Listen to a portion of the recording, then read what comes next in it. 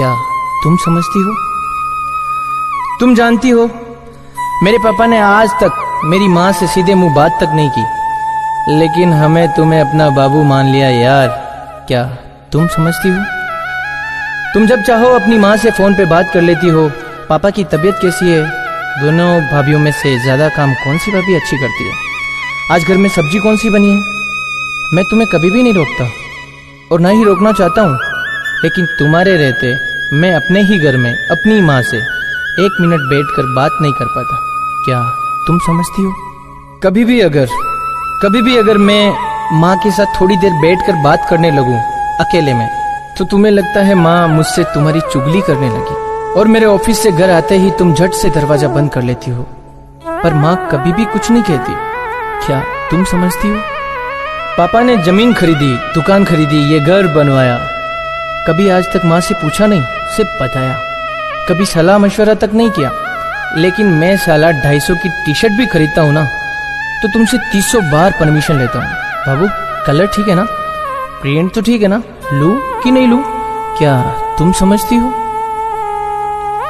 जब कभी मुझे ऑफिस से घर आने में देर हो जाती है ना, तो तुम मुझे फोन पर मैसेज कर देती हो कि जाना सुनो, मैंने खाना खाकर फ्रिज में रख दिया है, तुम प्लीज निकाल कर खा लेना, क्योंकि मुझे बहुत नींद आ रही है।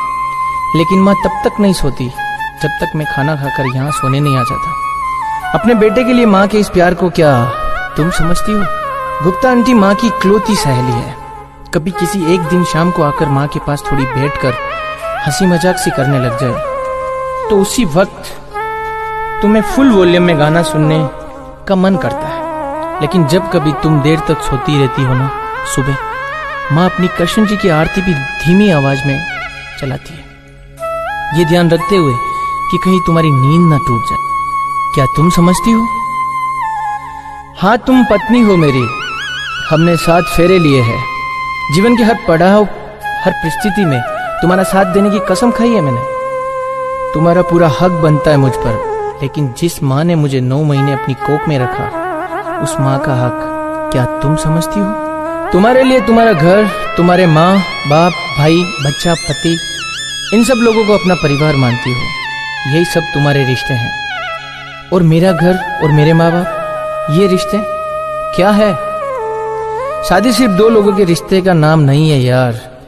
2 परिवार आपस में जुड़ते हैं, भाई बहन की नोकझोंक भाभी देवर की हंसी मजाक बन जाती है, पापा का प्यार ससुर का दुलार बन जाता है, और माँ की जगह सास ले लेती है।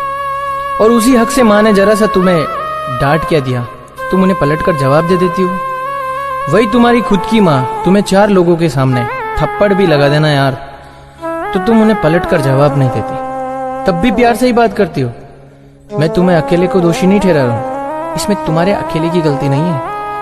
ना तो माँ ने तुम्हें कभी अपनी बेटी माना है, और ना ही तुमने कभी माँ को माँ माना है। मैं किसी की तरफदारी भी नहीं कर रहा हूं, मैं तो सिर्फ इतना कहता हूं कि माँ अपनी जिंदगी जी चुकी है, लेकिन तुम्हें अभी भी अपनी जिंदगी जीनी है।